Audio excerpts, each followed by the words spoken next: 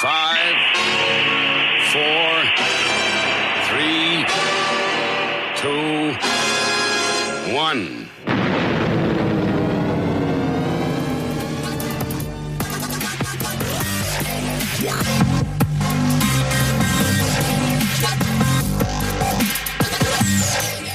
All right, hello, willkommen, bienvenue, konnichiwa. It's the Arms Inquisition yet again on Sunday the 15th. Yeah, 15th of November, episode 159. I'm Amish Phil. I'm Amish Ben. I'm Amish Matt. Dwarf, the cripple, and the mother of madness.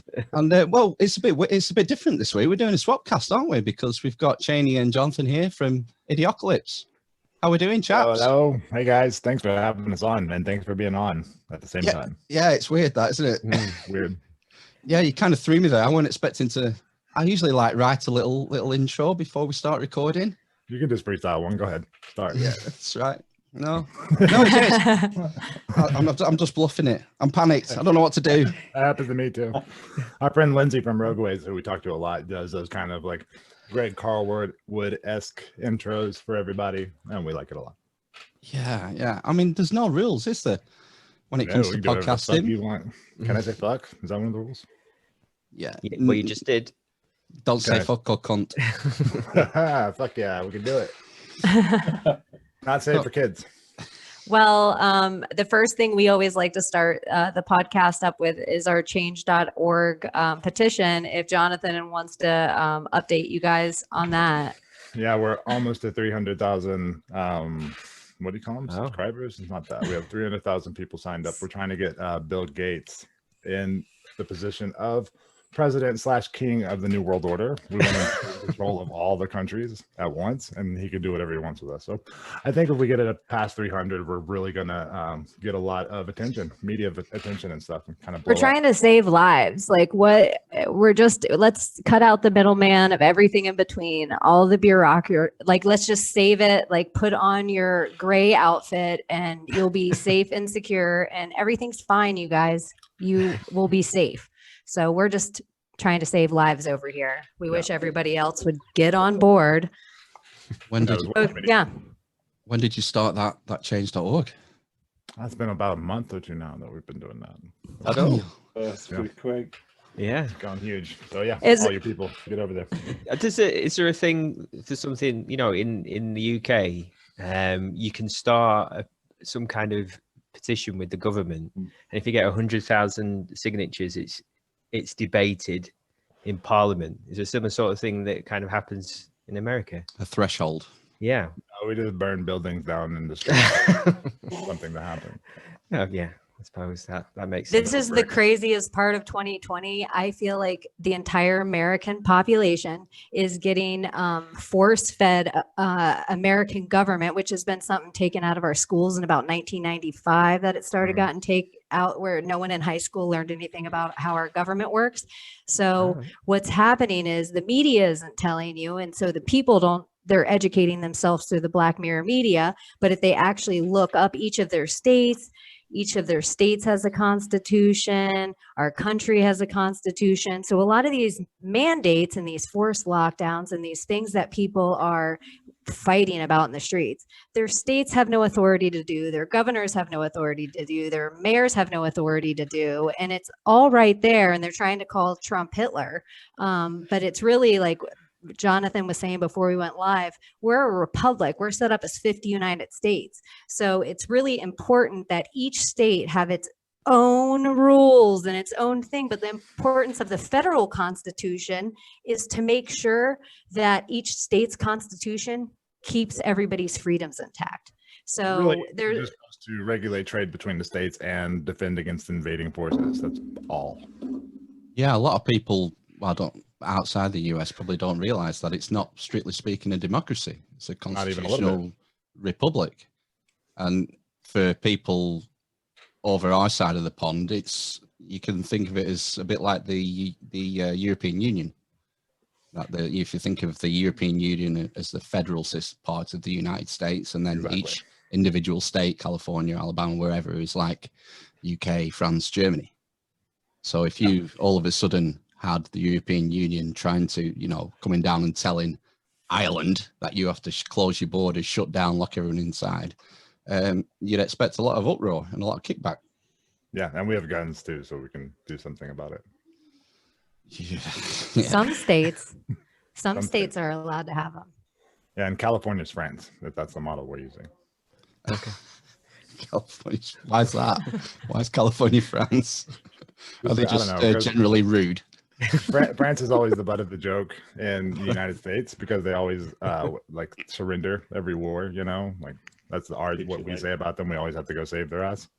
Yeah, and we hate California just as much as a group. We don't like them as people. We would give them to China. We're okay with that, even though the sixth largest economy in the world. We don't care. They can have it. Well, we touched a bit on this about last week with Marek about the influence of China, and it's particularly in the media over there, isn't it?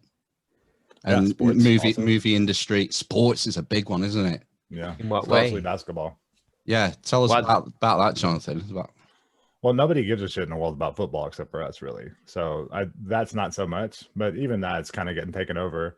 But basketball is big in China. Like the NBA makes a shitload of fucking money over there. So you can wear all this Black Lives Matter. You can put stuff on your jersey. You can kneel, but you can't say anything against China at the same time. You can talk all the shit you want about the United States, the country you live in, but you can't about China because they'll pull their funding. Same thing with movies. There's a huge market for movies over there. So all the movies pull out anything that's going to be like China the bad guy. That's why it's always terrorist people as the bad guys in the movies, or some kind of Latin American or maybe some Russians, but never Chinese bad guys. This is kind of like that everywhere. They got big money over here.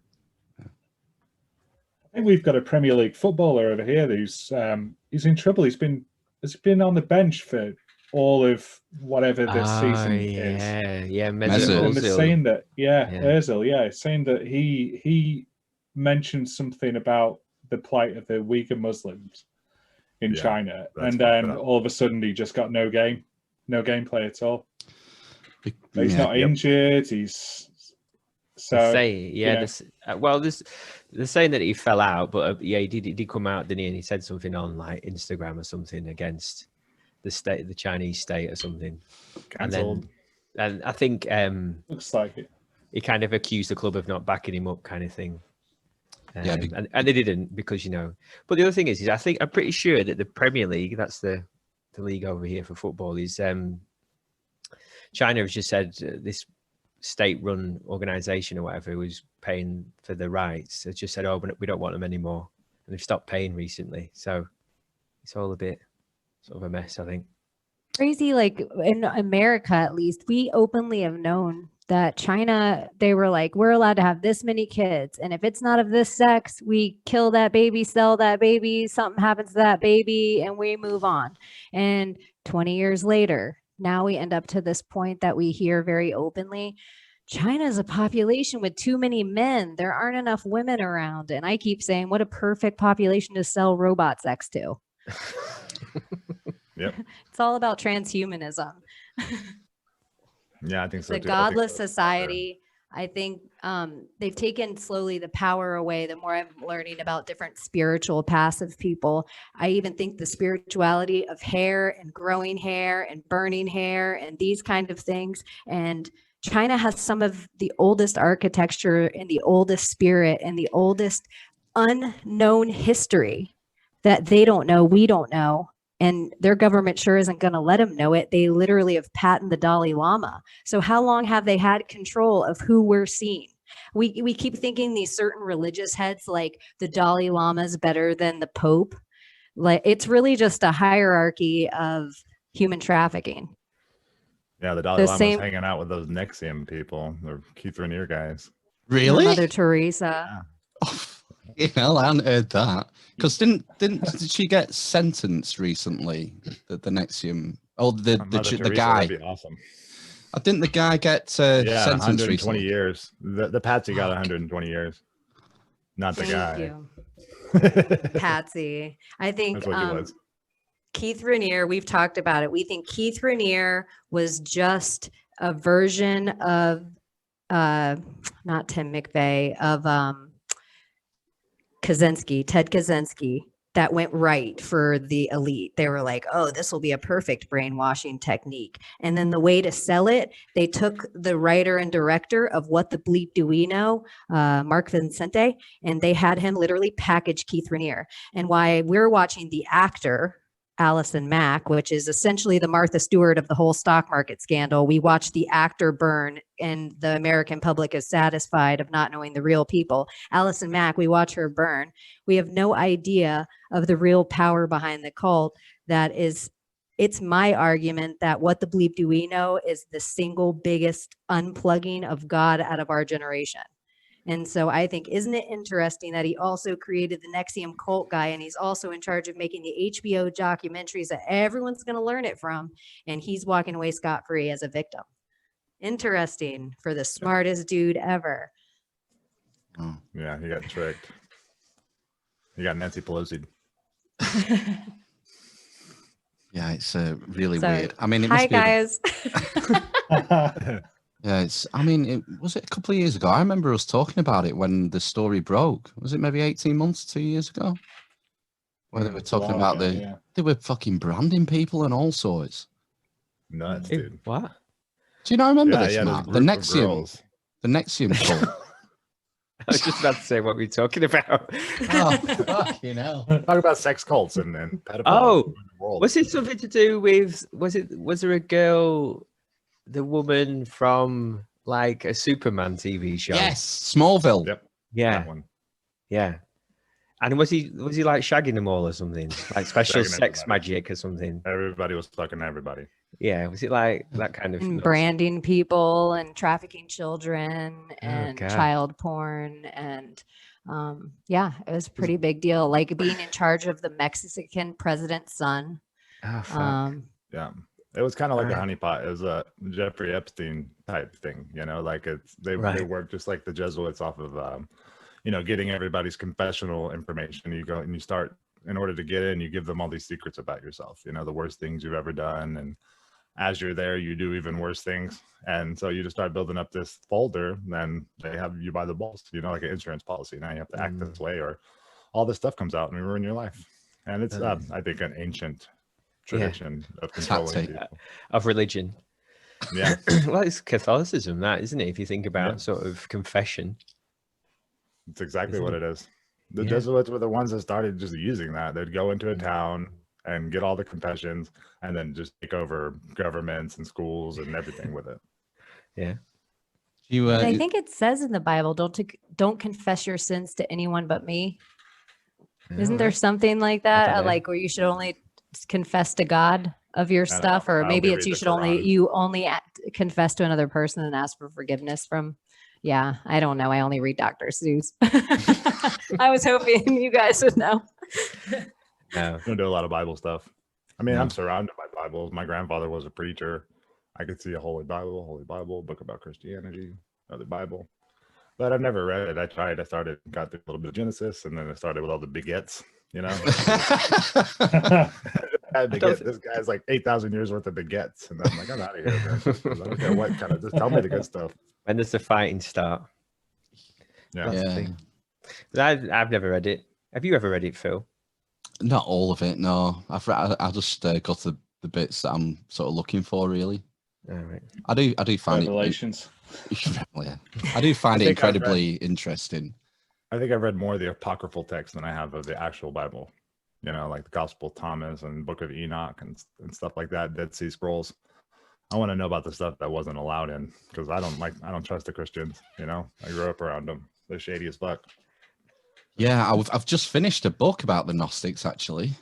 And it was sort of like a comparative religion study. And it was going into that sort of thinking, why were these people put down? What were the motivations for the Catholic Universal Church? For truth, I think. Well, yeah, they were labeled as heretics. Mm-hmm. Same reason we got rid of all the witches, because plants do have power. Well, this sort of ties into. Have you heard about this new book that Graham Hancock's done the foreword for, the Immortality Key? I watched that interview with Joe Trojan. Joe Trojan. Yeah. It's interesting because he ties it all back to ancient Greece and the mystery schools. Elysian mystery schools. Yeah, they were all high as fuck. One of them. Super high. And it lasted for like 2,000 years, the culture of Athens. And it was centered around those psychedelic rituals. I was like, oh, maybe they work. Well, we don't know how long it goes back, you see. That's what intrigues me. Beyond the sort of historical veil. These sort of potions and elixirs could have been with us for 10,000 years. Well, they've existed for however long the Earth's been here. So it was just like, when did the first human pick up a mushroom and put it in its mouth? Yeah, there was an interesting theory from Terence McKenna, I think, wasn't there?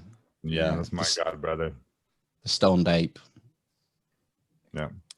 Yeah, I think that to me was the most realistic story for the evolution of consciousness that I've ever heard from anybody, besides aliens. Either it's the Anunnaki or the mushrooms, and I lean towards mushrooms. It wasn't Yahweh, but maybe that too. Maybe the Mormons are right. Who fucking knows, really? I don't know if this is my Lilith speaking, but I just thought it was a plug of an apple. I don't. But you guys didn't. That's not part of your story. We get demonized for it and have to have cramps for it. So that's right, we might as well take some sort of like, well, that was ballsy. Thanks for dooming all of humanity, Chaney. I know. We might as well take some blame now. But yeah, it was the tree of knowledge, and the only fruit I know that you eat and get knowledge is mushrooms. There's other things like ayahuasca, but that ayahuasca is a whole complex process, and I mean, it's not that hard to do, but it takes days and lots of work, and pulling vines and smashing them to pieces and picking all the flower or picking all the leaves off of a certain plant that goes in the Amazon, and then brewing them and dumping the water and brewing it again, and then mixing the two waters, and then you get this really potent hallucinogen. But there's a toad in the desert that you pick up the toad and it squirts this stuff, and if you smoke that shit, or what I think they did, like the indigenous tribes, they have these sweat lodges they call temescals, different names in different places. Even I think the Siberians and stuff do it, but you just make this like cow skin or buffalo hide little dome thing out of sticks, and then you make a big fire and you put the rocks inside the fire and get them like glowing red hot, and then one by one you put the rocks inside the little sauna basically that you made, and you dump like herbs over the molten hot rocks and stuff, and then you bathe in there. And I think that's how they did the 5-MeO DMT in a lot of the northern Mexican tribes, is they would just go in a sweat lodge, get that thing rolling, and then just sprinkle this frog poison on it. And it's not even really poison, it's just super high concentration. There's other things in there, but it's almost all DMT, and it'll knock your socks off every single time. So I think anybody it's mad out. Yeah, we must have spent thousands of years just wandering around, putting stuff in our mouths, smoking shit, licking animals, all that shit. What's this gonna do? Like the first guy to discover cow milk, like what the fuck was he up to? Exactly, right. So when did we stop doing that? Because I don't. How long do you think it took him to swallow?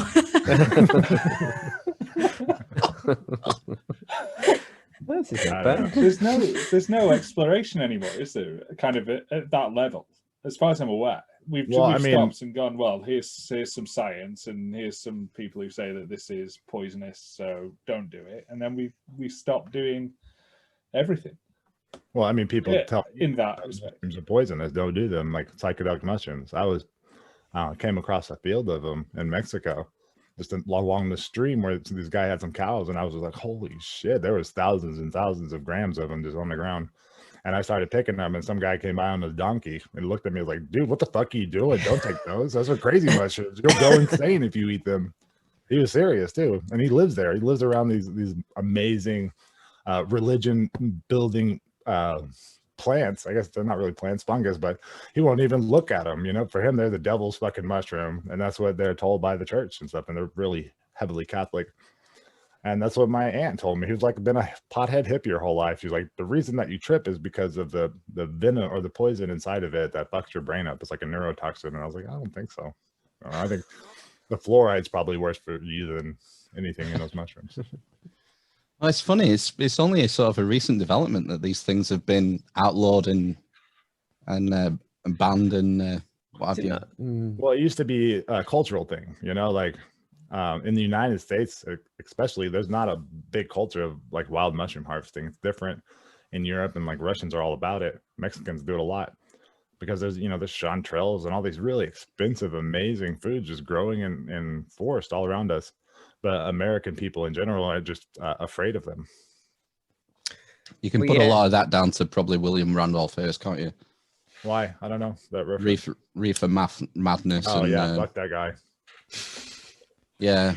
Was there not a lot, some in the 60s as well? There was a lot of research, wasn't there, that's kind of restarted recently around sort of depression and LSD and psychedelics and stuff. And it's supposed to be really beneficial for those things. But I see something coming to mind about sort of like Nixon and trying to like put people down and like create like this first war on drugs and things like that. Pharmaceutical companies.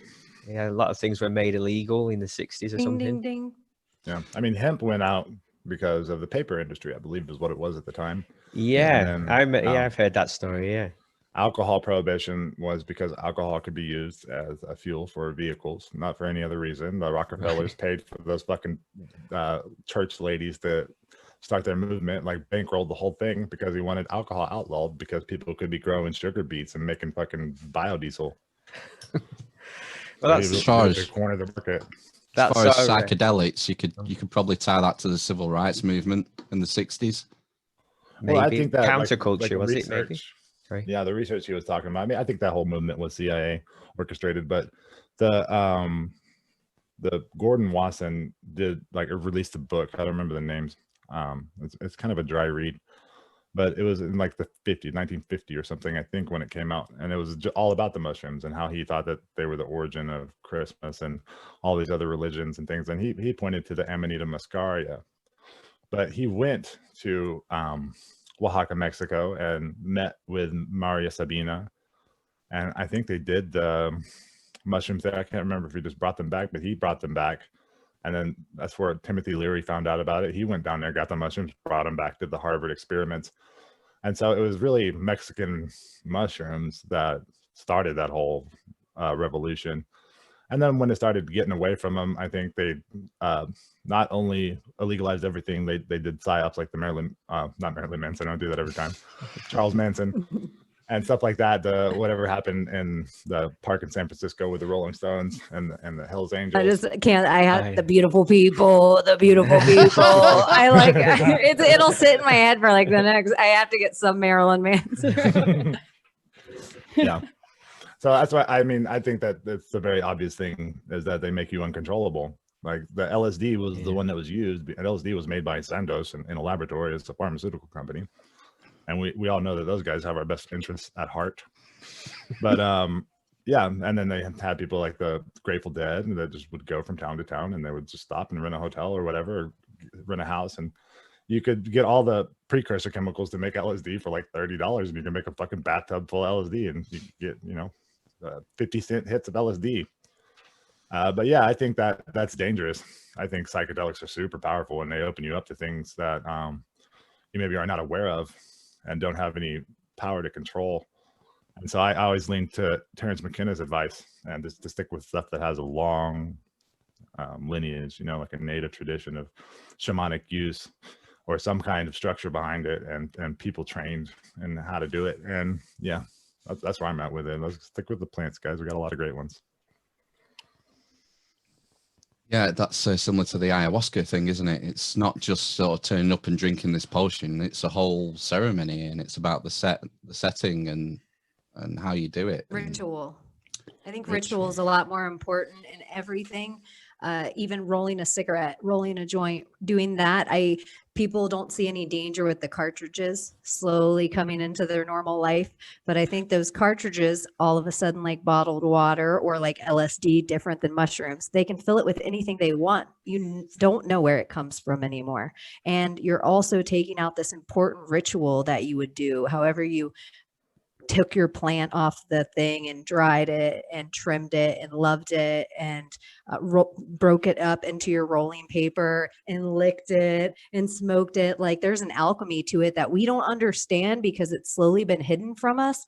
But I think there's all these tiny little important parts of these rituals and how much you love and your intention goes into those things. Like, did cigarettes cause cancer, or did the filters and the lack of intention cause the cancer?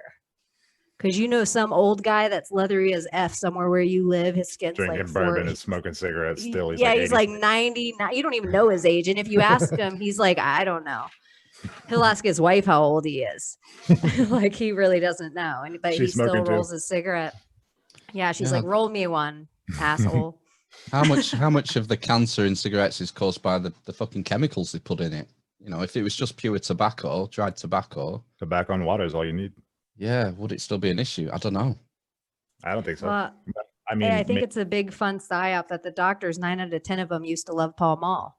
And now cigarettes are the Lee Harvey Oswald of cancer.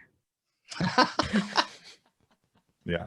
I trust cigarettes more than I trust doctors. They're probably involved somewhere, but it's probably a lot less than like Monsanto, Johnson and Johnson, the powder you've been rubbing on your baby since it was literally out of the womb.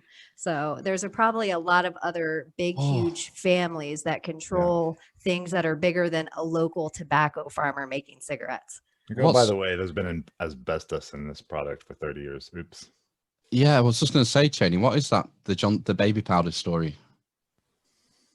Talcum baby powder, allegedly. I don't even want to say allegedly, and I don't know the company, but I think it's one that had a J&J in the name. And there was, I think it was their powder that went around for like 60 years in America and caused cancer everywhere. But we do that. They'll pass a lawsuit where they're like, okay, Teflon, we know you cause cancer. And Teflon's like, we couldn't afford if you would put us out of business. We're too big to fail. And they're like, okay, you have 50 years to get your product off the market. And in that time, 99% of the planet has this chemical in them that's cancer causing. I don't know. Yeah. Everything causes cancer, and it's not just the cigarettes. But cigarettes, you meet the coolest people when you're stepping outside in the place you're not supposed to go smoke. And there's the one other person. And all of a sudden you have this connection in 8 minutes that nobody inside will ever understand. It's like the coolest. I haven't smoked in a long time, but a couple of people I've been talking about smoking that I was like, gosh, smokers are always so much cooler. Yeah, I've never met anyone cool putting talcum powder on. New conspiracy: smoking saves your pineal gland. I felt that right away because anytime there's a big global movement around anything, and like smoking went by the wayside really quickly, you know, and all over the world, almost all at once within 10 years, it was okay. And then all the smoking section's gone. I got something in my beard this entire time, and I can't get it because Raniere is like stuck in there. That it just happened everywhere. It happened in Mexico too. It was really weird. It usually takes Mexico like 15 years to catch up on the globalist agendas. But yeah, smoking was just like all of a sudden everybody needs to quit smoking. We're jacking the prices up. We're putting all these horrible pictures on the boxes, and just in time for all these new RNA vaccines. Maybe that interacts the nicotine, because nicotine is wonderful. You use it to deworm cows and sheep and stuff like that. Like, it kills parasites, and it can be used with traumatic brain injury and Alzheimer's. Yeah, does a lot of things. So it's probably good, and that's why usually when they make things illegal, it's because there's something good about it. And for a long time, it's been used by native cultures as a communication thing. You've heard of the peace pipes and stuff like that you would smoke when you're meeting a new tribe, because it's something about the chemical or about the plant, I should say, not the chemical, because it's always the synthesis of the whole thing, which is why I don't like to break them down. But something about that opens up channels of communication. But there were some tribes, which makes me lean towards the fact that maybe it is also inherently dangerous to have like a daily or hourly, in my case, relationship. When I'm doing podcasts, like every 15 minutes, I light one. But yeah, chain smoke. But you would, like, some of the tribes, if you got caught using tobacco outside of ceremony, they'd chop your feet off. Wow. Yeah. Hell. So maybe they're just crazy, or that's to do with, is that because of the reverence they have for it? I don't know. Maybe there is the danger there. That's like what I'm saying. Maybe they did that because they knew that there was this addictive part of it that they didn't. Yeah, some kind of health issues, or maybe it was just for that sacred purpose, and they weren't supposed to use it for anything. Too bad we killed all those people. It's hard to find out. Have you had the? Sorry. I was just gonna say, with your guys' podcast, one of the things that I love is the 3 words that you put in the title, and you don't know like they don't make sense together, but when you listen to the show overall, it totally makes sense, and it's almost like a crossword or something to find the words. And I don't even remember what the title was until I'm listening to the show again, and then I'm like, oh shit, like, I enjoy it. And your last guest on your show said something that I'm like, oh, that's true for all my favorite podcasts, is they're telling you real heavy shit. But I love stand-up comedy in that same way. They're telling you really heavy shit, but you're laughing about it. And that's kind of how your brain ingests it the best. It hurts sometimes to laugh at, but the realest shit in the world are racism, sexism, horribly enough, like human trafficking. We have to joke about it in this way because no one wants to hear it. Yeah, humor's the vector for the information, isn't it? Really, in that sense. Yeah, George Carlin was the master when it came to making you laugh and telling jokes, but getting a proper serious message across. That's Bill Hicks as well.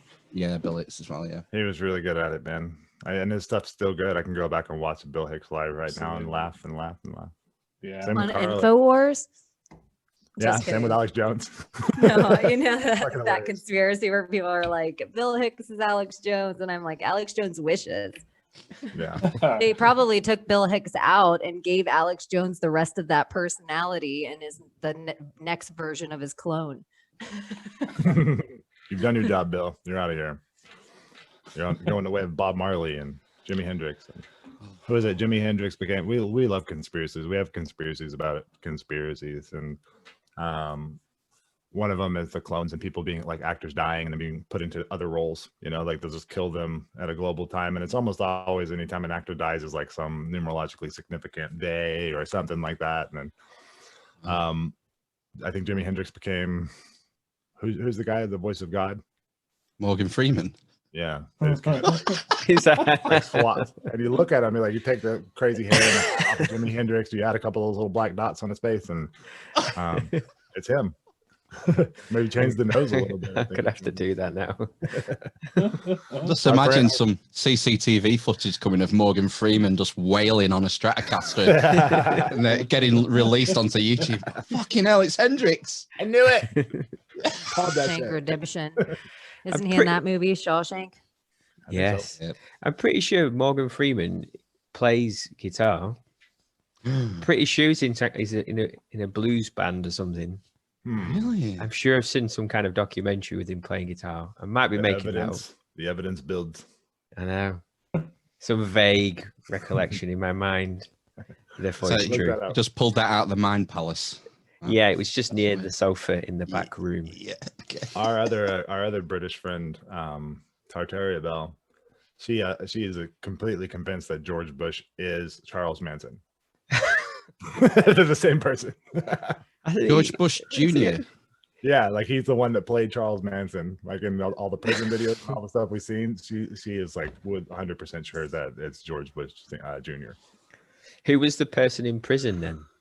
It was him, just playing a role. They tattooed a swastika on his face and did the makeup, stuff like that, just like any other actor. Okay, cool. Because if you notice anyone that they want us to pay attention to, they make a character of themselves. like anyone in the media. So like this is totally, I think you could make an Elvis argument or Michael Jackson argument or Janis Joplin argument. All these people that people dress up as Halloween, all those people are the easiest to fake their death, because if you slowly made yourself become a character of you, it'd easy take off sideburns. You have regularly gray curly hair. No one's seen it in 20 years because you've been dyeing it black. Or for Michael, everybody's like, look at, he's wearing a face mask. I think he just had coronavirus, but that's neither here nor there. He always had a mask on, and everyone was like, look at his nose, look at his nose, look at his nose. But look what if truth is in plain sight, Mrs. Doubtfire and Mission Impossible. Look at the makeup that they just, you know? So it's like, if you become a character of yourself, it's easier to fake your death. If you're just kind of you and everyone knows what you look like and there's nothing really extravagant about you going on, it's the extravagance that once the extravagance is gone, you just walk away in the crowd. Because the only way everyone's memory of you is like, in your big white suit with glitter and your sideburns, but that is not a real person. That's just it's kind of in the same vein of like a Donald Trump. You become so much of a caricature, no one knows who's really behind the mask. Yeah, you take off the orange paint, what does he really look like? Yeah. Hillary Clinton. No. I'd be like, you got me. Take me to the camps. Good job. Well done. The one movie I didn't predict. There's a black helicopter coming for you. Yeah, holy shit. It's so weird. I watched Black Hawk Down for the first time today. That's how I woke up this morning. I was asleep on the couch in Black Hawk Down. Like guys were dropping out of a helicopter. Or just the DVD on repeat over and over again as you slept? No, I don't even know how I got there. I don't even know what channel. Like maybe my YouTube fell off, and then the background, whatever the like Stars network was playing something else that somebody has their DVDs. You mentioned Trump there. What is going on? Because like our perspective over here is like, I think probably a million miles away from what's actually happening. It just looks. What's your perspective? It just looks like chaos. It looks like, well, our media sort of universally vilifies him. Even our media too.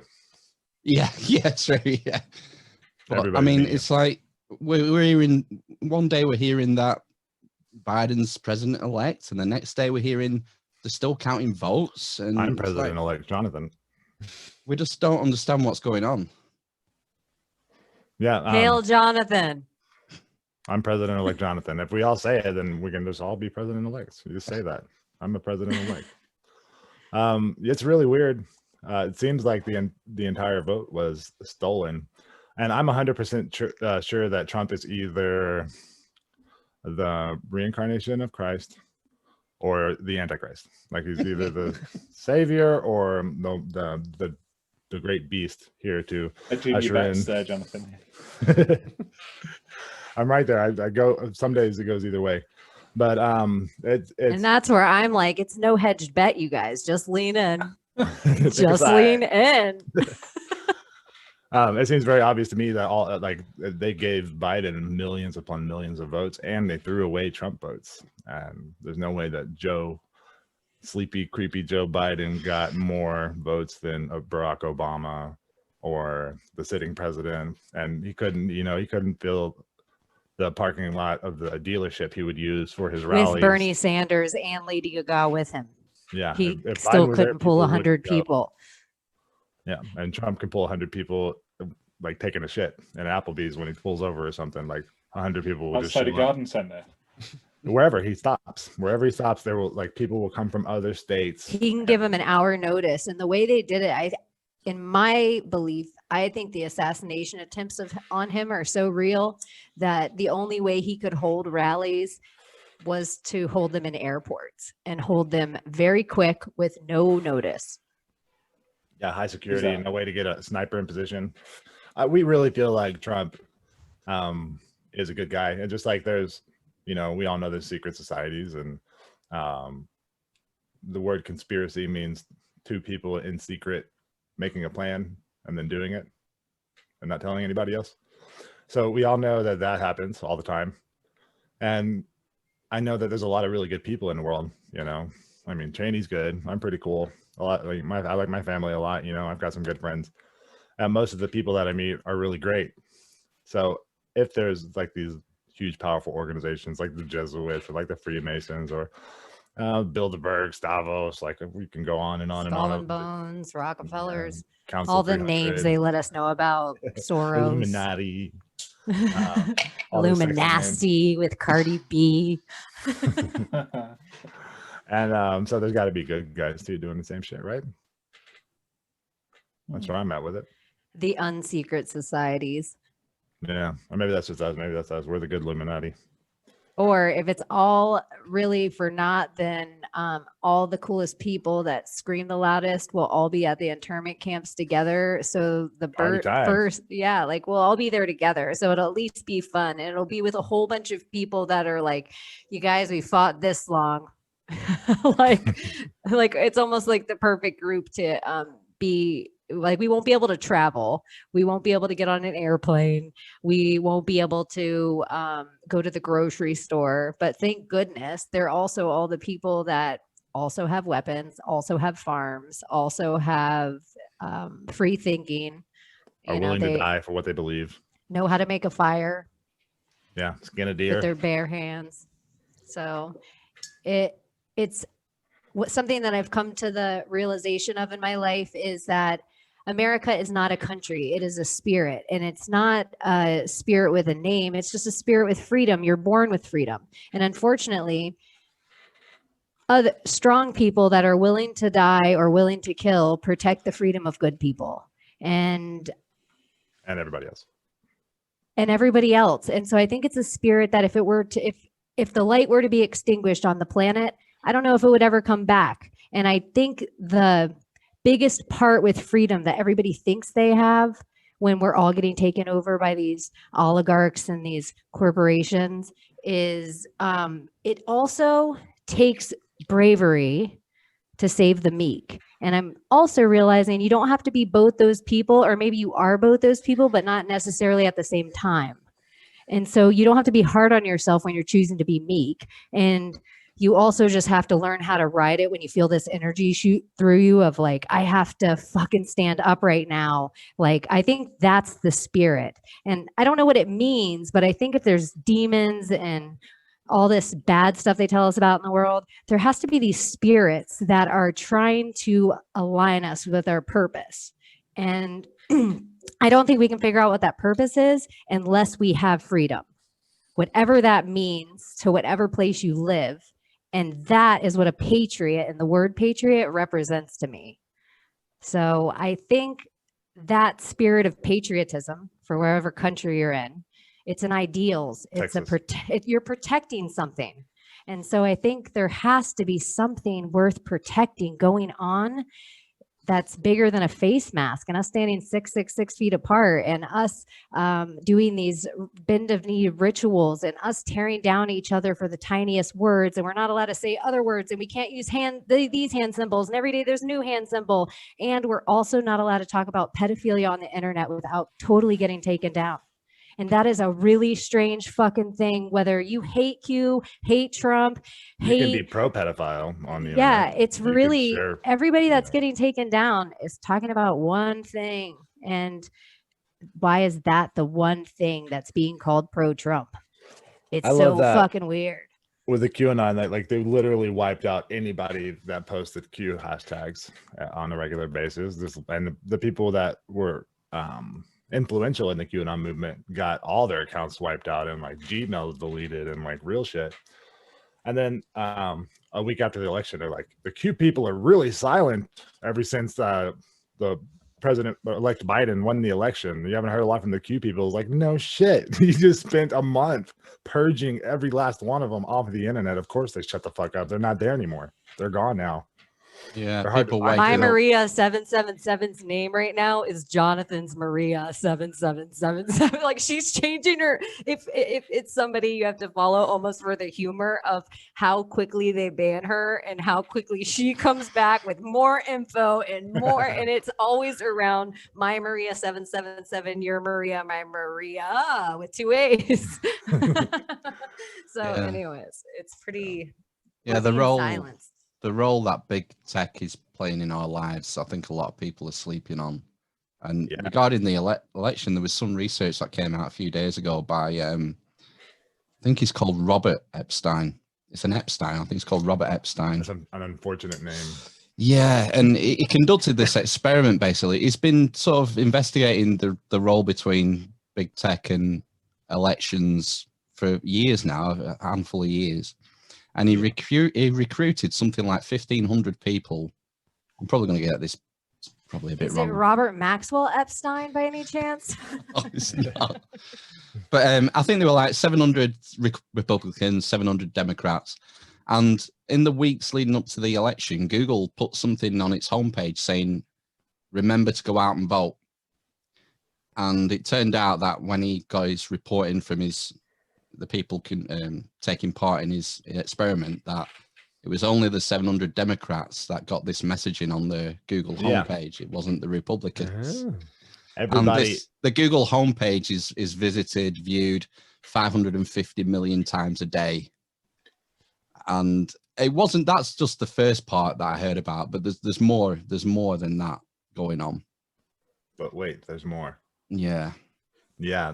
I mean, think about it, especially the people in lockdown. They have you separated from almost everybody except for your immediate family, and they know all the devices in your house, so they can literally feed you a narrative designed specifically for you by an algorithm in order to make you fight with your wife or go buy a new car or whatever it is they're getting paid for or doing, or like whatever narrative they're trying to push. They can isolate people. Like Facebook, I don't remember the country, but it was a country with a huge Buddhist population and a huge Muslim population, I think. I don't remember what it was exactly, but Facebook got like it was a Buddhist army, like the army of Buddhists. I thought that was like oxymoronic, but these like fucking Buddhists were going around murdering, genociding people. And it was all through Facebook, like these groups and stuff in Facebook that they knew it was going on and allowed it to happen, maybe even like orchestrated it. But the amount of power that they have to control everybody's mind, I mean, YouTube, Google, Facebook, Twitter is a huge part, like, I don't know, 90% of the information, like the modern information, like the news gets its news from fucking Twitter, you know what I mean? So that's all of it. They own that. They own what we know, and they're all on the same team. It's a very precarious situation to be in. And it's an experiment that's being run live that's never been done before. And we're not going to figure out what the consequences are until it's too late. These are the consequences. You're locked in your house. That's the consequence. We're all having a bend a knee ritual. We're all having a fire ritual in our country. We're all having these same like weird society pokes, like weird turn-ups. Like everyone remembers 9/11 and everyone's focal point on this time, and every country had their own terrorist event on these other ritualistic days of these focal points, the 9/9s, the 7/7s. And yes, and everybody had, was 7/7 the Ariana Grande one? Or was that 9/9? London was 7/7. Which is so huge when you think of how much these pop stars, for real, they're always happen to be involved in these huge things somehow to really push the ritual. And think of this lockdown, the very first one, they all came out singing John Lennon's Imagine. And then the second thing they did is they all came out and they all told us, I don't consent to the racism and the jokes that are said around me. And they all were in the same black and white, monotone, like ritualistic, like I am confessing my sins of all this garbage. And then the next one they came out with, they were all naked telling us to vote.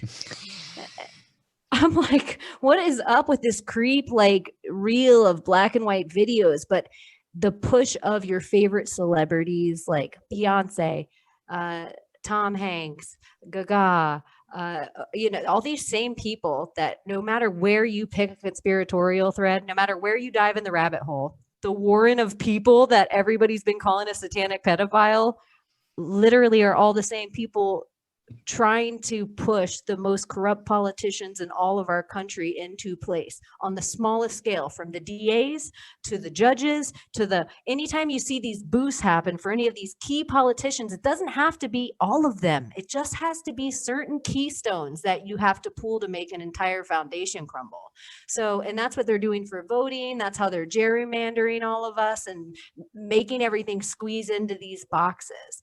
So I just think we have been manipulated for so much longer than we think. Everything from every Black Mirror, and most dangerous part is everybody thinks they're smarter than the brainwashing. Everybody, including all 5 of us. But what we don't realize is every single thing we think, every single sexual thought we have, every single like we have, every interest in sports, every bad way that we think about anyone that's different than us, everything has been socially manipulated on us since we were children, and it's been by the educational system set up. So I don't think it's that the Simpsons are predictive programming. I think it's all has come to this point because this was supposed to be the point that we were killing each other. I think this was supposed to be the point that maybe that whatever was in the Beirut warehouse shot into somewhere else, and whatever Soleimani was supposed to shoot off went somewhere, and whatever North Korea was supposed to shoot off went somewhere. But there's a very specific reason none of those things happened. And there's only one orange dude that floated around making sure those things didn't happen. So I don't think it was him. I think there's military working in all over our countries around the world, and I don't think this is QAnon shit. It just makes logical sense to me. I see the society we live in. We live in a reality society. They tried with Kanye, Kim Kardashian, whatever reality star we would have gripped onto, they would have sold us whatever they could. They have. We would shoot ourselves up with whatever vaccine if it came from Tom Hanks's plasma. That is the world we're living in right now.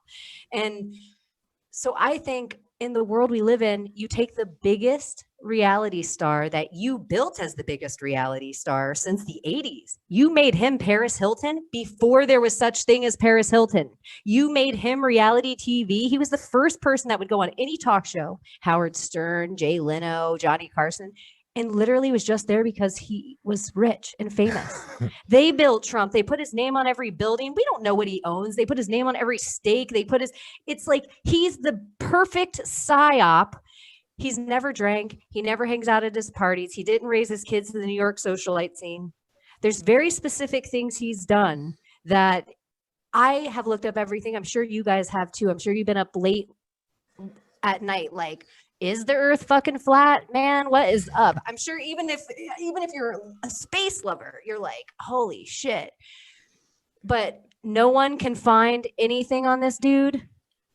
The pussy tape is the worst thing that we're riding on still. When I will tell you, I grab people by the pussy once a week. I'm outing myself right now. Once a week, and everyone's like, how do you grab someone by the pussy? I'm a softball player. You just mid it. You just mid it. All softball players know about grabbing pussy. I don't know how you do it from 6 feet away. That's why we're 6 feet away. They don't want anybody grabbing pussy. They don't want anyone grabbing pussies. What about if that was the key to all of this? Don't go out and grab pussies, you guys. It's for entertainment purposes only. So what's the solution, guys? How do we make things better? Well, I farm and I grow my own animals. I learn how to graft trees and how to build things, build fences, build houses, build stuff like that. I think that we're in this position because of comfort, and we've allowed ourselves to give away all of our sovereignty for having, an easy meal or a comfortable house or a good job or a social standing. And for all of these things, we've given away our ability to take care of ourselves. But, like the Great Depression that happened in the United States, and I think it was worldwide kind of in its own ways. Everybody's had their own things. But that was it was survived by most people because not only did they make good money and everybody had savings, but they all knew how to do shit. You know, our grandmas knew how to do shit. You know, they knew how to fix things, and you could fix the things because they were built simply. And I think that we've let these corporations just take over every single aspect of our lives, and we're paying for it now. So I think we all have to start taking over the things that we need, and it's very basic things. You know, we need community, and we need food, and we need housing, shelter, clothes, and we want other things. You know, we want technology and these higher order things. You know, I like the internet. I don't want to go to an agrarian society. I don't want to become Amish. But I think that we have lost almost everything in this process of becoming more comfortable. And I think we just need to, you know, get uncomfortable. And it's a lot of fun. You know, it's so much fun. Like when you start building a house out of super adobe or natural materials, clay and stuff, you realize that that's in your genetic memory. It's been there for, you know, we've done that the whole time. We just pick up sticks and mud and rocks and stuff and start putting it together and live inside of it.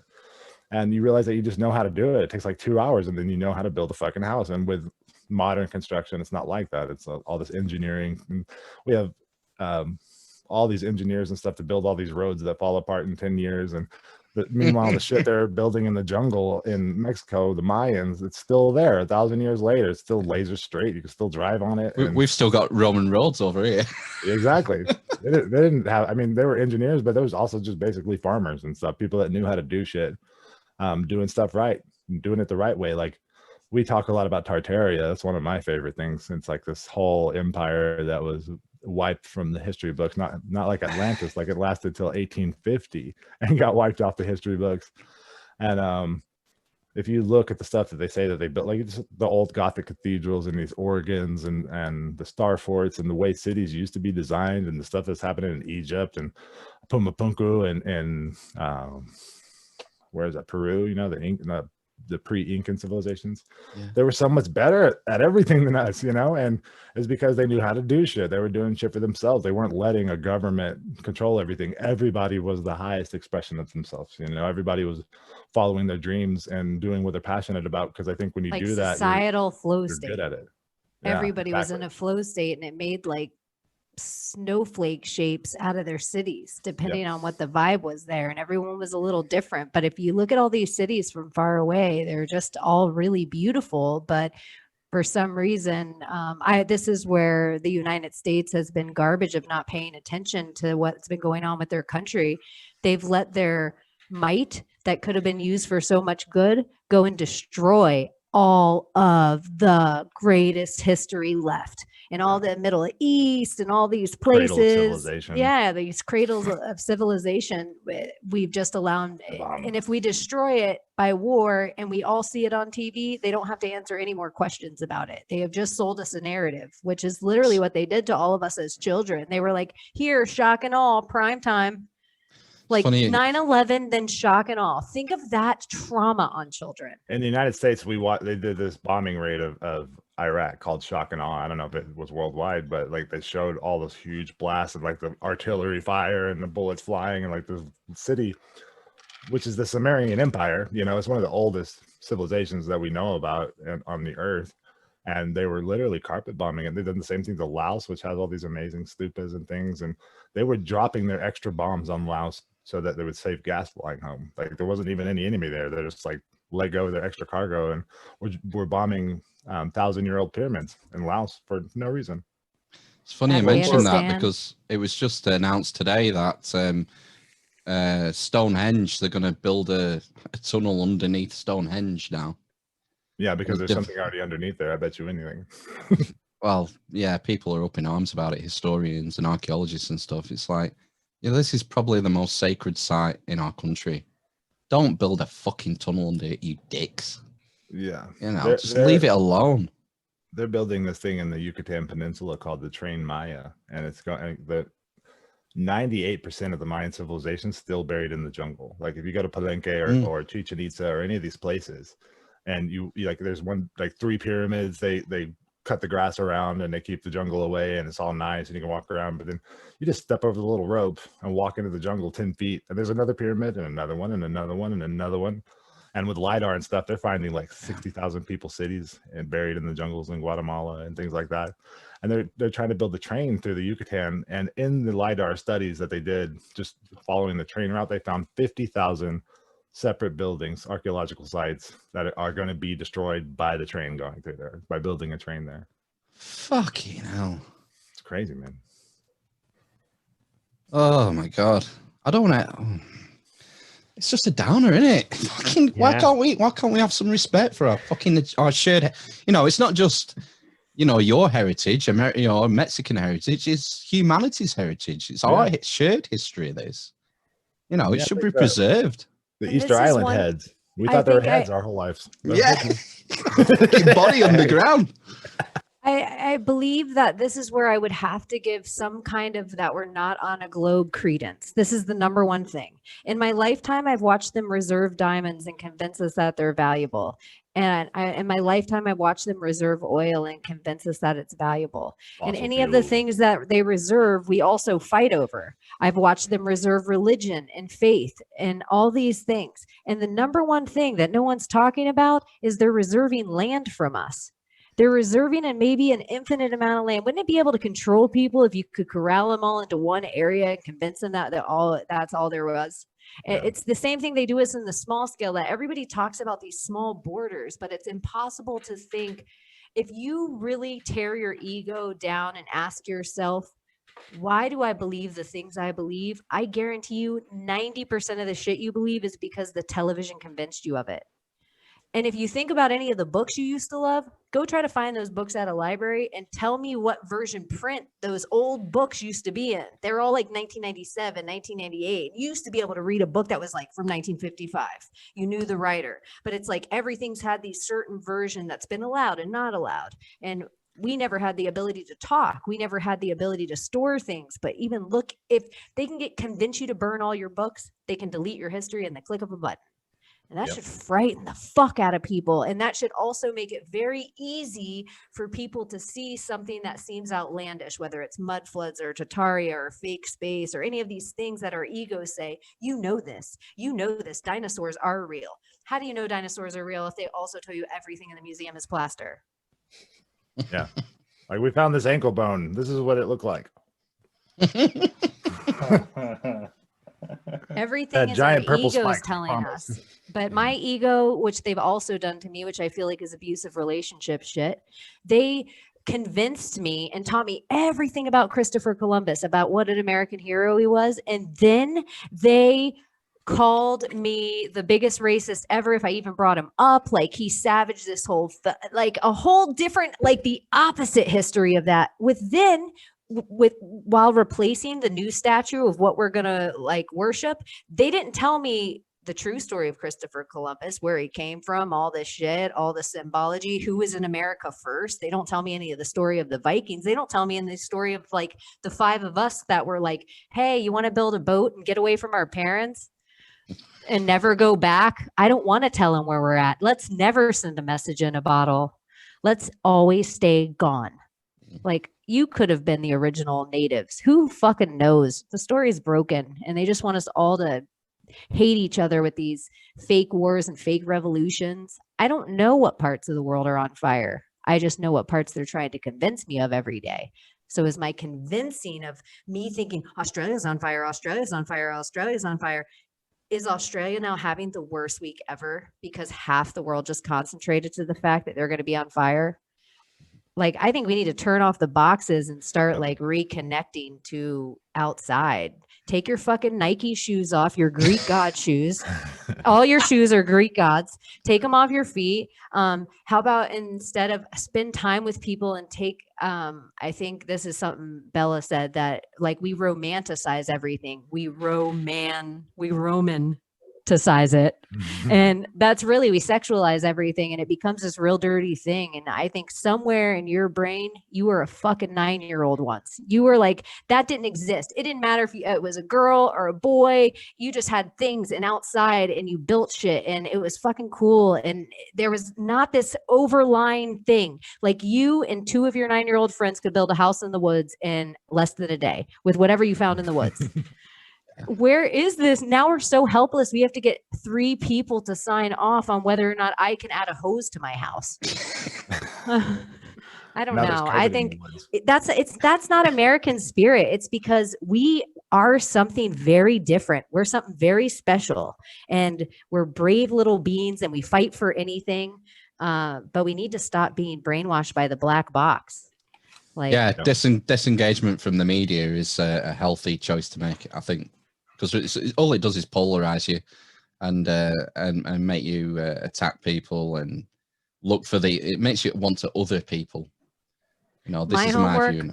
Wouldn't be a farm. My homework would be the one person in your life, when I say this to you right now, that it like rests heavy on your heart, that fuck, I need to call that person. We totally had a disagreement about something that's so trivial, and our whole lives have gone away. We were so close, and I love them. I still look at their Facebook page and their Instagram every day, and my ego is standing in the way of what I know is supposed to be the relationship I have, but I'm looking for an apology that I don't remember what the argument was. It could be your family member, your friend, your something. Like, take the weight off your shoulders. That's what I would say to do. That's more important than taking the fucking mask off or arguing about it. Like, fix those little things. Yeah, but do that too. Well, I think we're wrapping up to an hour now. That's a good positive thing to end on, Chaney, I think. Yeah. Nice. You know, we're all people, and it's all about connecting with people. And, you know, I think that summed it up nicely. That would be a good first step to take. Doing what you guys are doing, you know, like making your own culture, not just consuming things and watching things, but like talking about what you want to talk about, like bringing this Medecine guy on because you love his stories and what he's saying, and then you get to hang out with him for an hour and ask all your questions, and it's really cool. You know, I think that's what we need to do, is make things, create things, do things. That's great. So shall we go on? Sorry, Chaney. Oh, we did a Swapcast, and I feel like we came out hot, but part of it is because we didn't do our normal Friday show, which I also want to just invite you guys to an open forum on Friday nights if you're ever burning. I don't know what time it is where you live, or oil. Feel free to always come on, and it's like an open thing to just talk about whatever's going on right then. And sometimes it's light, it's hopefully always funny, and usually informative. So you have an open invitation, and I really want to hear more about your guys' start and everything too sometime. So I'd love to hang out again. Cool. That sounds cool. Yeah. Thank you. Yeah. Right. We'll put the links to everything in the show notes for, you know, if you want to check out Idiocalypse, and we'll put links to your YouTube channel and your podcasts and all that stuff. So it's great, you know, keep up the good work, and it's all about building connections with each other, isn't it? And trying to, and it's important, like you just summed up at the end there, Chaney, about trying to find positives to go forward with, and try and find positive ways forward for us all. But it's been cool. It's been cool talking to you. It's been nice to meet you. And we're gonna put everything in the show too. Do you guys have anything you want to say before you leave us for our audience? Check out our website, you know, if you like, you know, if you want to listen to it, you know, if you've got room, you know, once you've finished listening to Idiocalypse, check us out. Just go to the Arms Inquisition at Gmail. Oh, no, that's the website, isn't it? That's the email. What's the website? That's the email. AmishInquisition.com. Yeah, that's easy to remember, isn't it? Yeah. But yeah, it's been great. Thank you guys. You're so awesome, and I love your show, and we'll hang out definitely again. All love. Let's do this again further down the line. Fingers. Great to meet you guys. Yeah. Bye. Take care. Stay safe. Yeah. Be good, guys. Bye, guys. In a bit. Bye. Build back better. Yeah. Fourth Industrial Revolution. Sign our petition. Fuck Bill Gates. Jonathan, I'm going to meet you on some station very shortly, and then we will reconvene stream on YouTube. Let's do it. All right. Okay. Bye, guys. Thank you. Take care. Bye-bye. Bye. Bye. House of Lords. This is why we have the secondary chamber. Have a secondary chamber. Don't even why 16 in the clip and 1 in the hole. Nate Dogg is about to make some bodies turn cold. Right, we're back. You watch the dwarf, the cripple, and the mother of madness. Sorry, you just shat all over my introduction, Amish Ben. Nice one, Ben. Sorry. Pinnacle podcasting. That was fun. That was great. That was our chat with Chaney and Jonathan from Idiocalypse. I think I only saw Ben check his emails twice, maybe during that one. I was checking the live stream actually, Matt. Oh, cool. Comments. Oh, is there? That's good. I like the way that they do the streaming and sort of try and get some audience engagement going. Yeah. So something we've flirted with and over Facebook, really, because we don't have any followers on YouTube. Yeah. If we engage with people more, perhaps we could get them to toss a coin.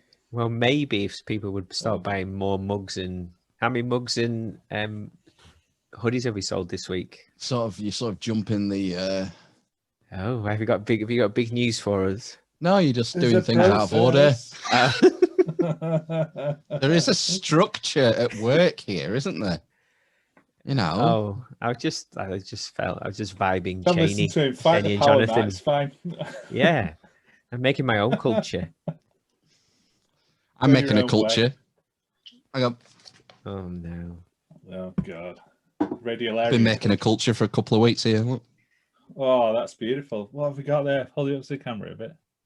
Can't see. It's because Ben's just constantly shouting down his microphone and moving things. My microphone is here. Oh, that's disgusting. Hello? You've just broke your microphone, Ben. Right, you can put it back. Oh, is it fully broken now? No, it's all right. Yeah, so check out the links. We'll put all the links in the description if you want to follow Idiocalypse and check out the podcast and the live streams they do. 2 live streams a week. Yeah, it was good. I'm sure we'll reconvene further down the line, and assuming we're all still here.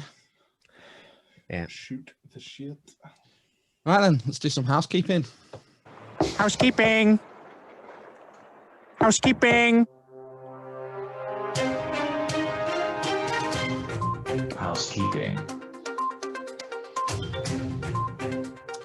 Become a producer and support the show. How do I become a producer? I hear you cry. Ben. iTunes review. Review us. Oh, that's out of left field for Ben to start with. iTunes reviews. What else can you do? We got one, didn't we? Oh right, yeah, we did. I believe hot off the press. Hot off Apple Podcasts. A lengthy review to read. Curiously well written. And what are you trying to say about our audience? Grammatically correct as well, and exquisite use of punctuation. I'll give it my best shot. Okay. I'll give you the title. The title is fun, fast-moving, and thought-provoking! ! Add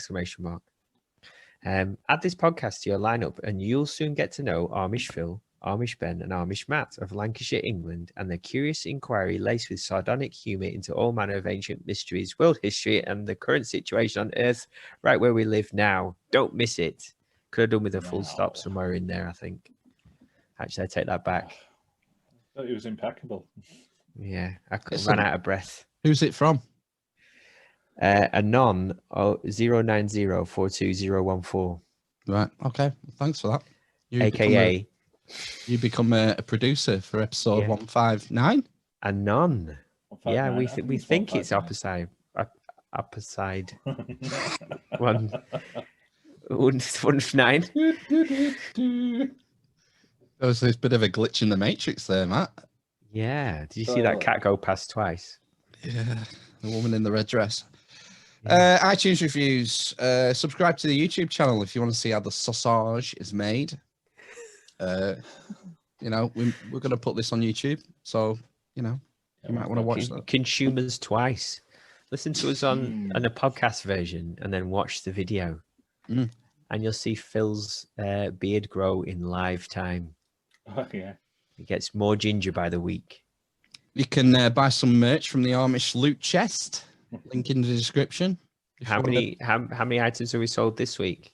I don't disclose commercially sensitive information. No, that's none. That. Only to shareholders. Only, yes, of which there are one. You can email us at thearmisinquisition@gmail.com. @stalkers on social media. All the links are in the description. Tell your friends. Word of mouth. You can send us news clips, videos, memes, death threats, whatever. Have we had any death threats this week? I wonder how much it would cost to hire a PO box. Oh, I don't know. Or should we just start giving out Phil's address? I don't want to get sent any. What's it? Plutonium 191. Yeah, what is it? The Russians use? Polonium. Polonium. How else can you become a producer? Toss us a fucking coin. Yeah. Toss a coin to your witcher, oh valley of plenty. I think you're hitting the point, Phil. That toss a coin to your witcher, oh valley of plenty. it really bothers me.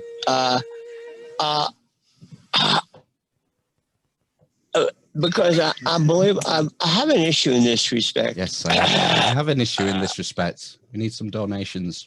Yeah. Is your mic working, Matt? Is it working? Oh, hang on. Testing. We need to test. Test that motherfucker. Test till you're blue in the face. Yeah, it's working. Good. Oh, God. Right. So, shall we thank the producers for episode 159? Yeah, why not? It's a fucking shit list. Anon 09042014, Gav Scott, Tambarista 2020, and Nomi Nosnodge. You are so amazing in your love. They are. Yep. Yeah. So thanks for helping us this week. You're literally the best mate. Literally. The best mate. So amazing in their love. I got hairy guns. I'm literally a... Poor. I've been coming to terms with the fact that I'm a Marxist. I'm literally a communist. The dwarf, the cunt, the grape, the Homophobe, the misogynist, the cornpop, cunt, the blind man, the cripple, and the mother of Sonny Pickering. from hell. I'll lead an effective strategy to mobilize true international summer depression. Oh, God. Thanks for your support. Tell you what, shit list. 4 producers this week. After the week we had a great week last week. Loads of stuff sent us and running dry, to be fair. Just read it again to fill up some airspace. Seriously, we need your help. We need your help to do this every week. Yeah. We only have so much time. It's a crowdsourced podcast. So it is. Go to thearmousinquisition.com, click on the How Do I Become a Producer tab and help us out. All right. Let's move on. Fucking hell. Fuck that up. I've been altering things on the Roadcaster, so it's not all in the right place. COVID-19 news. What's this? Put on your fucking muzzle if you go to the shop. The magic vaccine. A big fat shot in the ass. From hell. Oh! You know, it's just, super painful. Like a judgment day and Terminator mode, like. More lives this year than any other year for the past 100 years. 2 million people have to die. This is such a crock of shit. This is Sonny Pickering! Who the fuck's that? Yeah, me! Not so much COVID news this week. Obviously, because of our lack of producers. I caught some shade. Last week for my Lockdown 2 jingle. Sunbathing. We're going lockdown 2 because of Wuhan flu. Infection rates are higher. We're going lockdown 2. We're scared of Kung Flu. Boris is friggin' lying. Oh, Joe!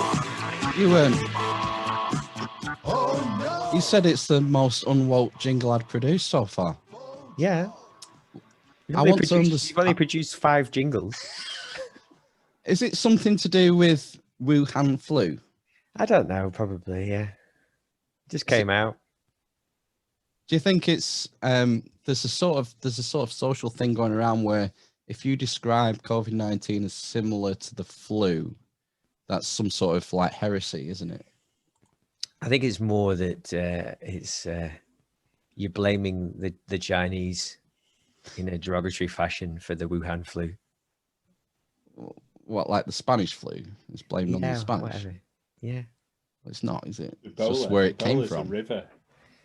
Yeah. Yeah. Well, there you go. I thought it might be because, you know, it's to do with the flu. The flu term. Because I got this clip from John Ioannidis. Right. He's the world's premier epidemiologist. I could read out. Yeah, he's number 1. I could read out his qualifications, but we'd be here for about an hour. Right. With like the awards and what he's done. So I thought I'd just pick this out. This is from April, actually, this clip. The infection fatality rate for this new coronavirus is likely to be in the same ballpark as seasonal influenza. Of course, there is still a little bit of uncertainty about the exact number, but it's clearly very different compared to the original thoughts or speculations or preliminary data that suggested a much, much higher infection fatality rate. So just in case you didn't catch that. In the same ballpark as seasonal influenza. In the same ballpark as seasonal influenza. In the same ballpark as seasonal influenza. I thought that was interesting. Well, it is, isn't it? It's like isn't 0.015% of die? It's about latest figures from Ioannidis is about 0.2. Right. Okay.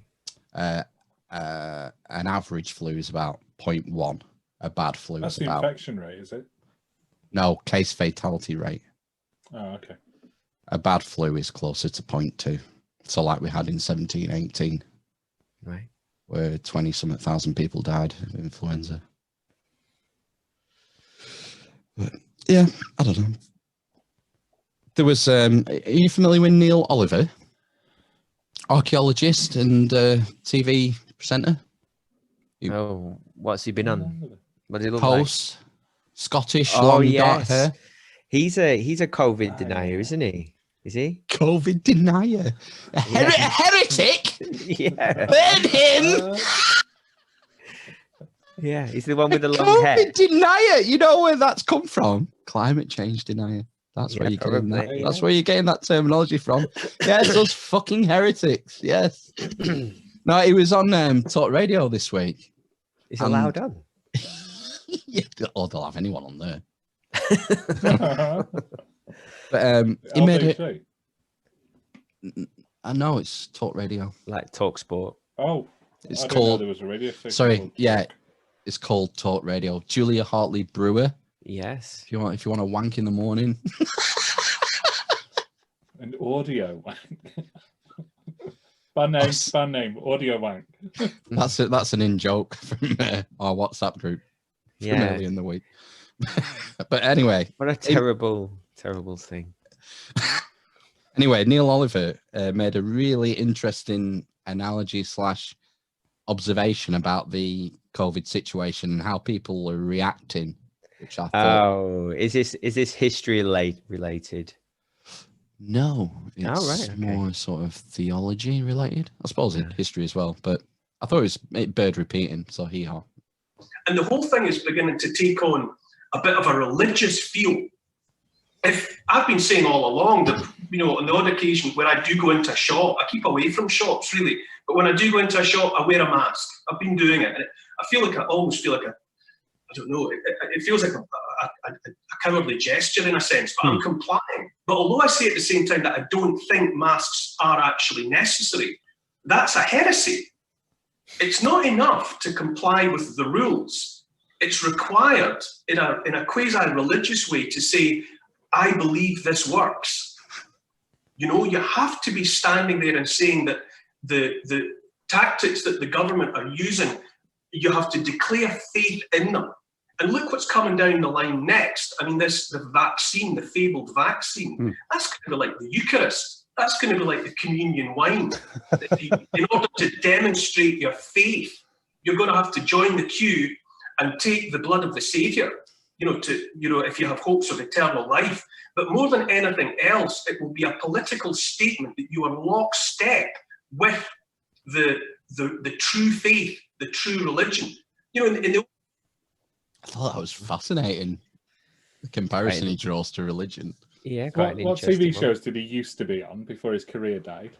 Coast. Yeah, he's had a bit of backlash for it, hasn't he? His stance.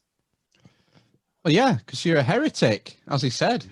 You're you're unclean. You need to check your thinking. He has long hair, though, doesn't he? And? Well, What? Keep it shaved and tight, otherwise you're a heretic. What did he call him in the States? I can't remember. All right, the good. term for hippies Nice one, that Ben. we used to use in the when they were anti-Vietnam War guys. Bollocks. What do we call it? Come to me. I was going to say the other thing as well is the whole mask thing and the vaccine. It seems like the panacea for the masses. It's like you were saying. What did I can't remember if I said on the podcast last week. The Fight Club scene, and put your head between your knees on the aeroplane, take deep breaths of the oxygen, and it's just to make you feel safe, isn't it? I think there's an element of that going on personally. I think the vaccine is the carrot. The carrot? The carrot that they're dangling. Yeah. And I think, is it not, for the stock market as well? Do you see how the stock market went crazy when they announced that vaccine, didn't it? Everything shot up. Yeah, because they want to, this is being, like you said, it's being proposed as this panacea that's going to solve all our problems. And it's going to be used to justify the rest of the lockdowns. If we just lock down a little bit longer, this thing's going to come and save us. Right, okay, yeah, I suppose. They haven't released the fucking data yet. And it's going to be weeks. And they've said it was it's going to be about 3 weeks until they release the data. We've no idea what the efficacy of this is, what it's going to say. The biggest problem with vaccines is that they're used to produce an immune response. And the problem is that when you're old and fucked, your immune system don't work. So you don't generate an immune response to a vaccine. So this vaccine, it might work all right for 20 and 30 and 40-year-olds, but it ain't going to work for the people who are going to actually die from it. Is that not the concept of artificial herd immunity then? That's what I mean. So everyone has to take it. That's what's gonna come. And it's not going to be once. It's going to be every year. You're going to have to get jabbed every year. God. Do you not think it just people will calm down soon? Yeah. Well, on that note, I've got some breaking news. Okay. Hot off the press. Check this shit out. Didn't know we did that. It is one of the greatest medical scandals of the century, according to a leading health expert in Brussels. The Council of Europe health chief has accused major pharmaceutical firms of organizing a campaign of panic and unduly influencing World Health Organization decisions. And with European countries now burdened with bills for millions of unwanted doses of the swine flu vaccine, he wants an investigation. Oops. Sorry, 2009, that was it? 2010. Sorry, I don't know how that got in there. I've been duped. That was from the swine flu pandemic. Shit. Sorry for that fake news. Sounds pretty familiar to me. Yeah, that was all Ben's fault, wasn't it? Anyway. That's all right. Did you fuck a pig? His hands are dirty with swine flu vaccine, aren't they?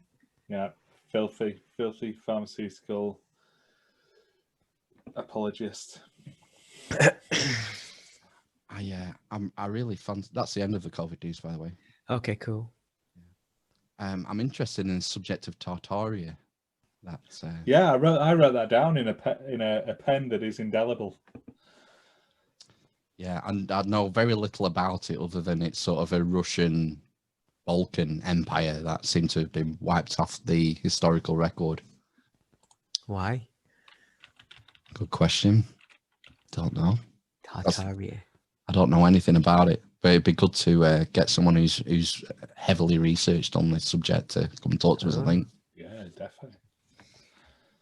So, hidden history, alternative history, that's up our street, isn't it? Is that what we do? I don't know. It's a vector, isn't it? It's one of the vectors. What do we do? I was thinking about this today. I thought it sounded a bit like fuck me, my mind's just gone blank now. Good one, Matt. Yeah, thanks. I was Thanks for thinking, looking at me.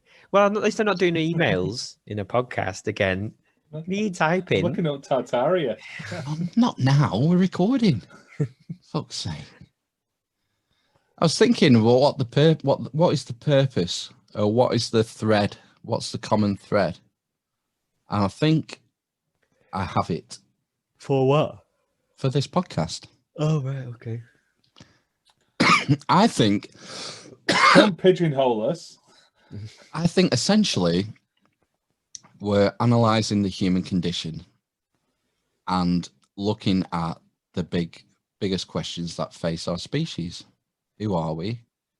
Why are we here? And where are we going? And the thing is that we look at these questions through different lenses every week. So I'll take Dave Matheson, who's drawing research from mythology and sacred texts and relating that to the human condition today.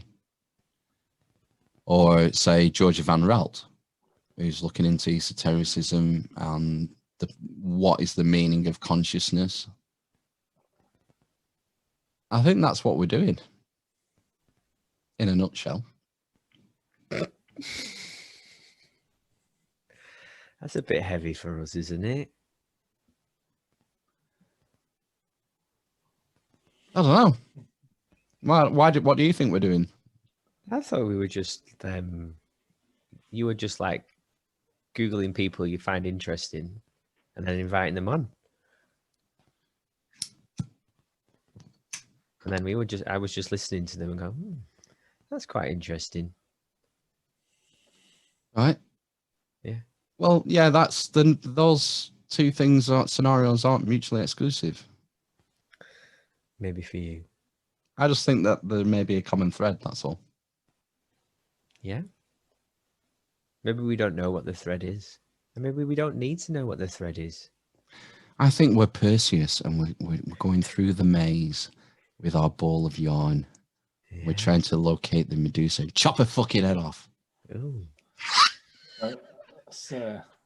You've romanticized the podcast. Yeah. Yeah. I've got an evening with Carlo Ravelli tomorrow night that I'll tell you all about next week. All right. What are you doing with him? Just gonna go for some McDonald's food. Yeah. McDonald's is open. Yeah, I think they do wine. My McDonald's is open, and you can go in.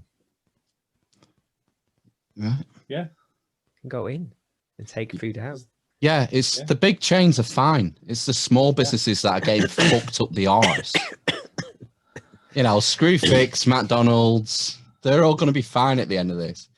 It's all your small businesses, which are the backbone of the economy, which are going to disappear and never come back. It's like Demolition Man. Shops. It's like Demolition Man, where every restaurant is Taco Bell. That's where we're going. But okay. That's pretty. So cool. Who's Carlo Ravelli, Ben? He's a physicist, Italian physicist. He wrote a couple of good books that I've read on time and quantum theory and strangeness. It's pop science, so it's readable. But yeah, really interesting. I like his books. So there was a thing online where you can buy tickets and I think it's a Zoom thing, but it might be another platform. And I'm just going to log in and and have a listen, like an audience with. There's one with Noam Chomsky next week. Fuck that. And one with Yanis Varoufakis. Ugh. I mean, he'd be entertaining at least.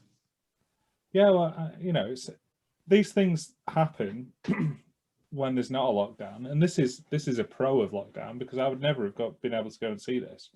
They happen in London, and the tickets are expensive. Whereas now I can do it remotely, and the tickets are cheap, and I don't have to go to London, which costs a fortune and is awful. Then, you know, I can enjoy that sort of thing from the comfort of my own home, and still get the benefits of it. And you don't have to wear pants. I definitely won't be wearing any pants, like now. And hopefully these people, you know, find this profitable, and they'll maintain it after. That's the thing, isn't it? Yeah, because if they don't make money out of it, it'll just go back to the way it was, and you'll have to go to London again. I think it'll go back to the way it was, and I just won't go to these things. Is there a Q&A? I think so. You know what you have to ask him? Will you come on the podcast? Yeah. Bingo. Yeah. Just keep spamming that the Q&A thing. Yeah. With like Amish Inquisition links and times. Yeah. No, it'd be good. It'd be interesting. I'll let you know about it. He's probably just plugging his new book. Is there a theme? Whatevs. A theme to the? Is it like a presentation with a theme? No, I think it's general. He will be talking about his new book because it is coming out. But yeah, hopefully a bit of the Q&A might be more interesting than the chat, perhaps. I bet it's not as good as Dave Matheson's presentation. No, Dave Matheson's I don't think anything can beat amazing. That was ace. I've gone back to look at that again since. On the YouTube, yeah. On the YouTube, yeah, and it's good. It's a good show. I really enjoyed it twice. There's a whole wealth of stuff out there on YouTube, but people watch fucking Netflix and the latest box set on Amazon Prime and these fucking series. I've seen it, and they've got like 26 episodes in a series. I think, fuck me. There's so much good content out there if you're prepared to go out of your comfort zone and seek it out. Are you going to go out of your comfort zone and watch the full series of The Crown? No! No! I've not watched one, and I never will. It's got Gillian Anderson as Maggie Thatcher in it. That's it? Yeah. Oh. Has she been tweeting? Okay, Maggie. Oh yeah, that was a callback. Yeah, Ben, it's in the podcast reference. Is that a podcast you do? Yeah, I've got a couple of sort of miscellaneous bits to get through. Although I'm quite enjoying our little chat that we don't really have so much anymore. I know, yeah. My wife has said that we should do a chat podcast rather than a guest podcast occasionally. Yeah, he's another one. So we have two people that complain regularly for it. You can't please everyone. Can't please everyone all of the time. I know. You can only please half of the people. Would you do a chat one on Saturday? Because like the last chat one we did got a bit raucous. I know it was our 150th anniversary. But yeah, it went a bit nuts from what I remember. Yeah, but you did drink half a bottle of bourbon, Ben, though, didn't you? Did. We could do it. I mean, I think part of the reason we stopped doing it is because we've done 100 of them, and you end up talking about the same things over and over again. Yeah. Yeah. So we had resolved all of those things, hadn't we? Anyway. Oh yeah, yeah. Plus, Dan keeps pestering me to come back on as well. He's desperate to come back on. Why are you not said? Because he's not a proper guest, is he? I've told him that. What do you mean he's not a proper guest? He's a millennial. He's qualified. He's a millennial. Shall I let him come back on then? Let's do it, and let's actually interview him. Oh, right. As a millennial? Yeah. All right, okay. Yeah, we can do that. He'll be made up with that, I think. Yeah. To tell him you have to be prepared, though. Prepare for the Inquisition. Yeah. We were having tea the other night, dinner, if you're in America. We call it tea over here. And my 5-year-old was finishing his tea, and he just said, do you know what? I know what the biggest question in the world is. What? Get him on the podcast. I went, okay, what is it? He goes, how did God make himself? He got you. I went, yeah, you bang on. That is the biggest question. That's probably the biggest question in the world. Proper, he's going to be a philosopher, I think. Oh, we've got a thinker on our hands, haven't we? Yeah, dangerous. Yeah, lock him up. Yeah, watch this tablet 3 hours a day. Get rid of that. Don't think for yourself. Yeah, I like it. I like the way Terence McKenna used to put it. He used to say when he was talking about the Big Bang Theory, he used to say about the scientists, give us one free miracle and we'll explain the rest. One free miracle. Yeah. Well, it's like the heart of the problem, isn't it? Chicken and egg. What comes first, Ben? This has been resolved. It has evolutionarily the egg, or an egg, or the egg is a abstract concept, and also a biological thing. When you Dinosaurs talk about laid eggs before chickens, right? Yeah. Chickens are dinosaurs. They move in herds. Yeah, exactly. They Flocks. do move in herds. Got a t-shirt. That's it, Malcolm, yeah. Yeah. He was there for the your chaos scientists, theory. Your scientists were so preoccupied with whether they could, they didn't stop to think if they should. Wisdom. Yeah. Hey, that's where we're going. What? Dinosaurs. Human cloning.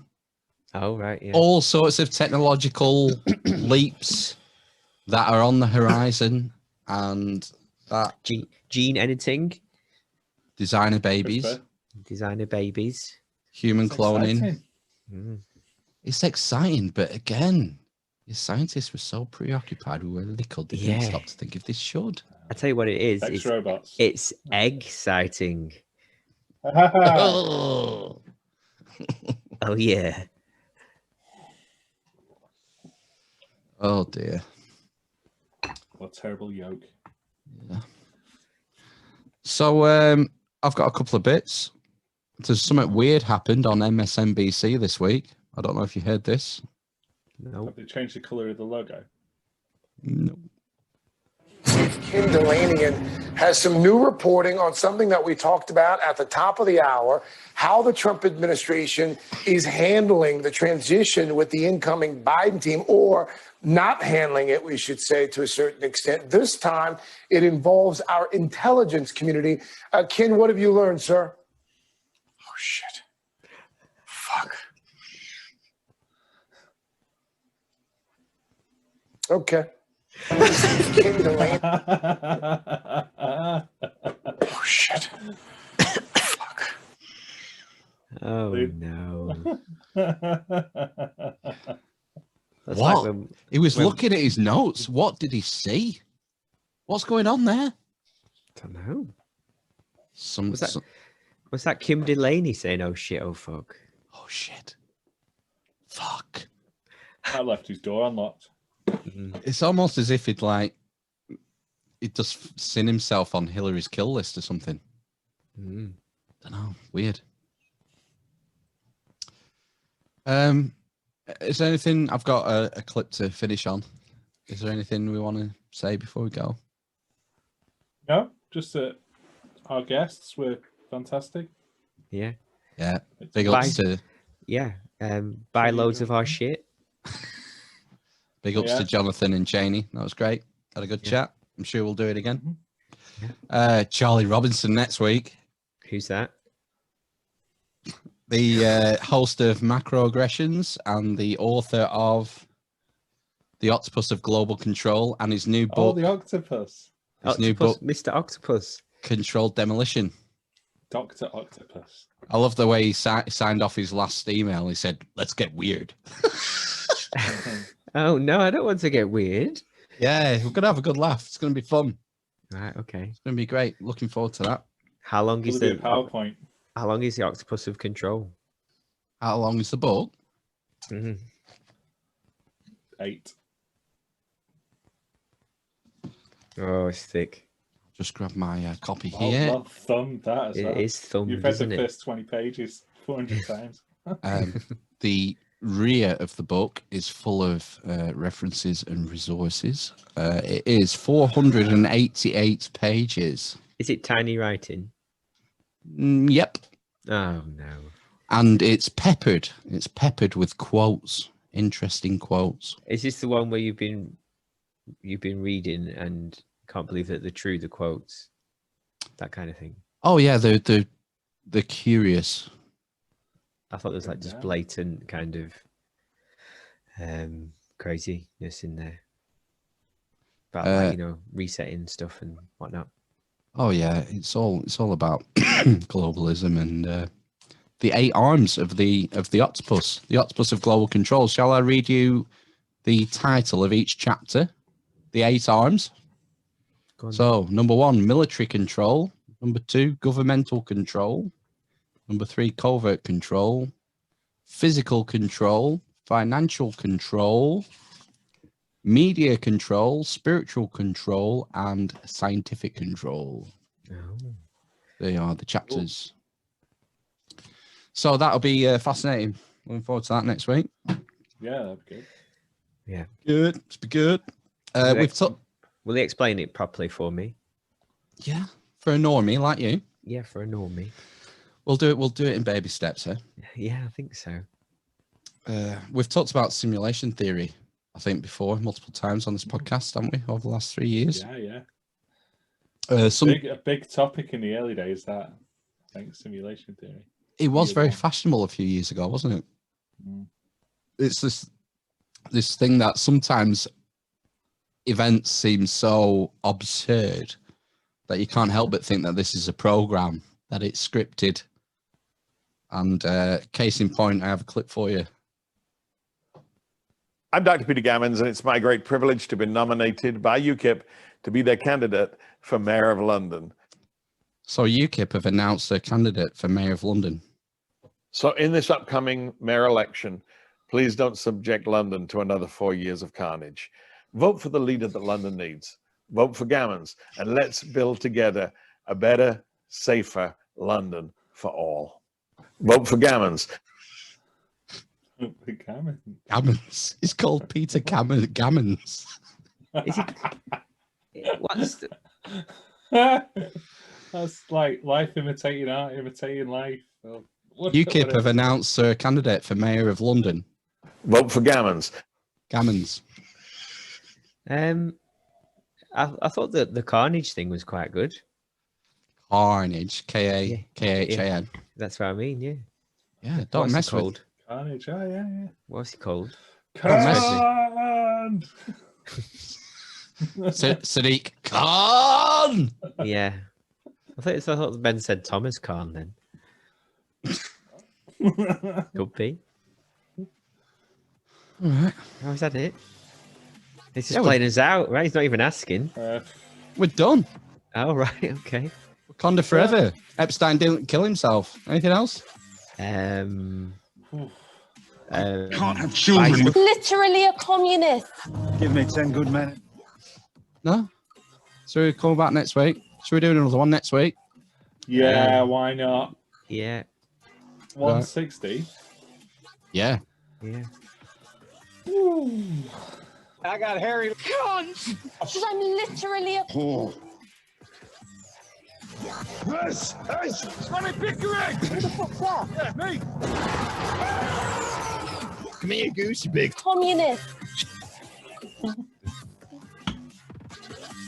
They give him a big fat shot in the ass, and this is such a crock of shit.